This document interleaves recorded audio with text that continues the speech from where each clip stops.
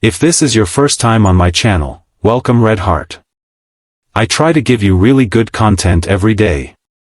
If you like it, subscribe now, so I know you're on my side. Though known for his wit and candor, Steven Colbert is making headlines this time. Fans and critics are now debating what Steven Colbert said and why it sparked such a huge response. Stay to learn why this bombshell is making news globally.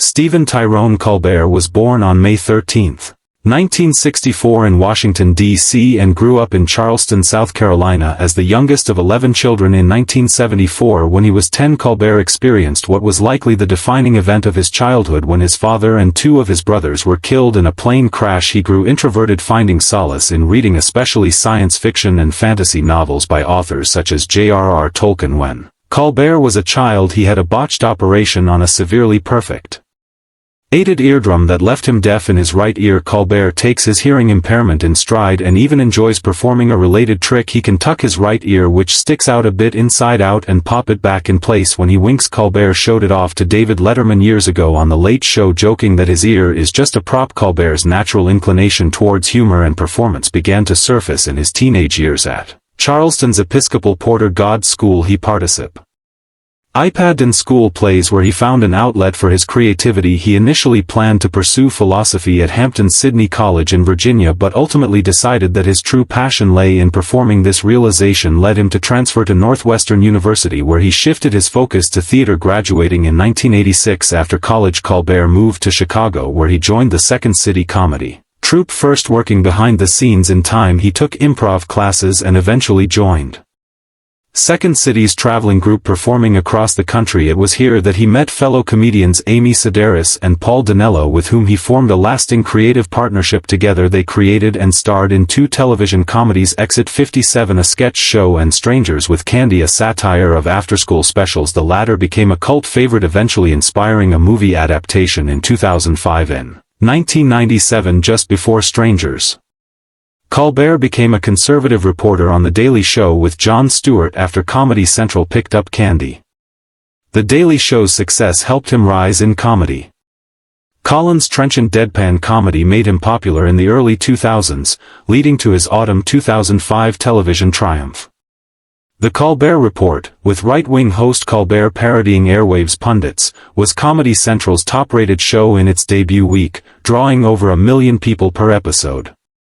The Colbert Report was a serious political and journalism show. Colbert constructed a conservative newsreader who overestimated his righteousness. Though serious, Steven Colbert was a hilarious caricature of various newsreaders.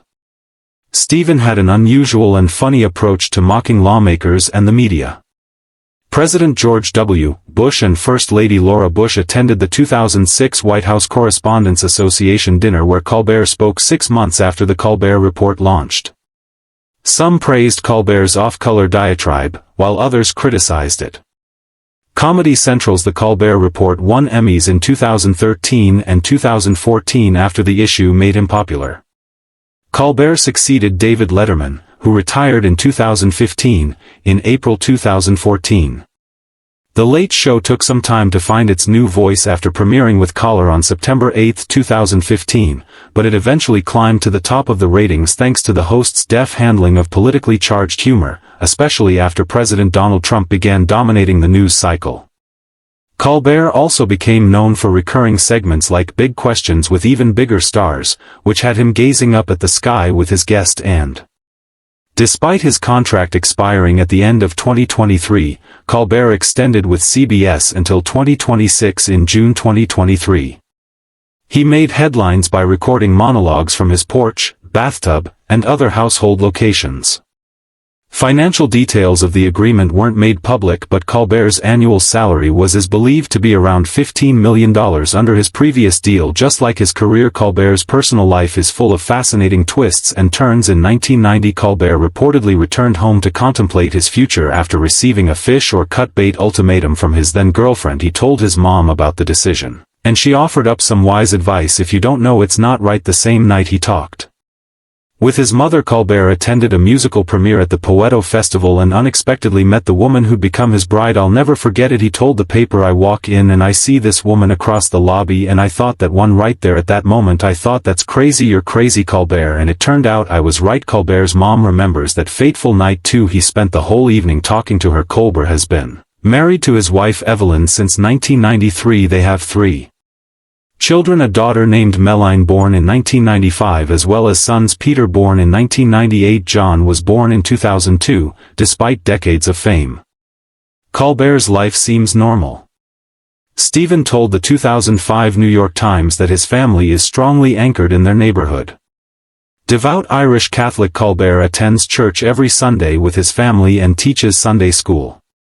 He confesses his ideas shape his moral and societal perspectives. The 2009 Grammy for his musical Christmas special was awarded by Steven Colbert, noted for his singing and comedy. In the special, he and his pal Stuart sang, "Can I Interest You in Hanukkah?" On September 11, 1974, Steven Colbert explained the importance of loving something you wish never occurred. On a foggy morning, Eastern Airlines Flight 212, a small DC-9 plane with 82 people on board, crashed 3 miles short of Douglas Municipal Airport on a hillside covered in cornfields. Colbert's father and 2 brothers closest in age, Paul and Peter, were on the plane.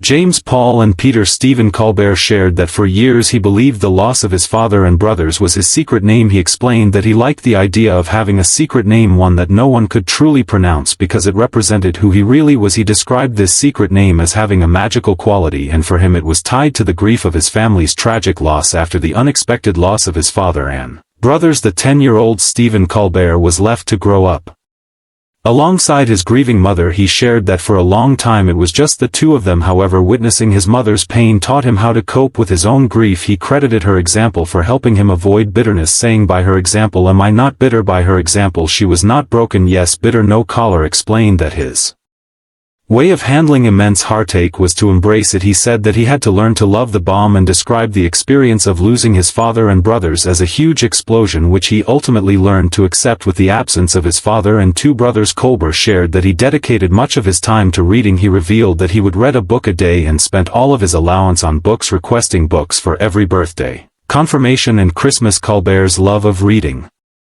wasn't the only aspect of his adult life that stemmed from spending so much time with his mother. Colbert admitted that lightening his mother's spirits after what she went through was what first drew him to comedy. He said there was no doubt he pursued his career to make his mother happy, adding that he had a strong desire to cheer up a sad woman. Although he was 10 when his father and brothers passed away, Steven Colbert was almost twice that age before he realized the gravity of their deaths. He admitted that he didn't truly feel the loss until he was in college. During his freshman year, he started at 185 pounds, but by the end of the year, he had dropped to 135 pounds, calling himself green and overwhelmed with sadness. Colbert theorized that it took so long for him to feel the weight of his loss because he was no longer Colbert. Explained that he was practicing Stanislavski and Meisner techniques and sharing his pain with everyone around him, as much as a therapy as an acting exercise. The belated impact of his father and brother's deaths hit him like a ton of bricks at the time, but he's since come to experience grief in a different way. God offers from pain is not the absence of pain, but rather that pain itself can be a gift. He reflected, saying that God doesn't really give you another choice. That lesson would later come in handy when he had to deal with yet another tough loss later in life. In 2013, Colbert lost his mother Lorna, who'd passed at 92. He had taken some time off from the Colbert Report to be with her in her final days. When he returned to his show following her funeral, he broke character, hitting pause on his depiction of the zany far-right talk show host that he'd been portraying since The Daily Show and delivered a tearful monologue in tribute to her. Colbert attributed much of his success to his mother, saying, "When you watch this show, if you also like me, that's because of my mom." He went on to share details about her past and how it had shaped him. He recalled that she had trained to be an actress when she was younger and would teach her children how to perform stage falls by pretending to faint on the kitchen floor. He described her as fun, highlighting how her playful nature influenced his own sense of humor. Colbert spoke about his mother's grief and recovery. He said his favorite prayer memory was her mother tucking in her children at nightfall, stating they were her life. He assumed that his mother wanted him to work The Colbert Report has most served to make us laugh, but Steven Colbert, both as his over-the-top ultra-conservative character and as his normal self, has had a cultural impact that runs deeper than a few giggles. A number of comedians have played a significant role in advancing the centrality of satire in public discourse today, but Steven Colbert might well have been one of the most important of all. The Colbert character offered the public a series of unique features of satirical comedy. First and perhaps most importantly, Colbert played a hyper-patriot. Colbert, along with the Colbert Nation, his audience of hardcore followers, offered an alternative that was both funny and nuanced. Next, by embodying a pundit, Colbert was able to critique the dangers of the hyperbolic, divisive and inflammatory nature of most punditry. Time and again, Colbert reminded viewers that a nation that votes out of fear is not a healthy democracy. This leads directly to a third crucial aspect of his persona: the unique ways it fostered critical thinking and engaged discourse. One of the key features of Colbert's satire has been the way he works to expose logical fallacies, faulty arguments and false binaries. One of the best examples was his recurring segment The Word, where Colbert delivered a prepared monologue as text bullets flashed on a graphic to his right, forcing the audience to critically engage with this information to find the humor needed to identify hypocrisy, doublespeak, and puns. With his political understanding and comedy, Steven Colbert has inspired a new generation of actors and satirists. He encourages comedians to analyze and joke about complex issues to make them relevant. Colbert entertains while discussing important issues. This approach inspires many aspiring comics because comedy can transform society. Colbert's shown that well-executed satire works. Uses comedy, politics, and populism to change public opinion on social issues.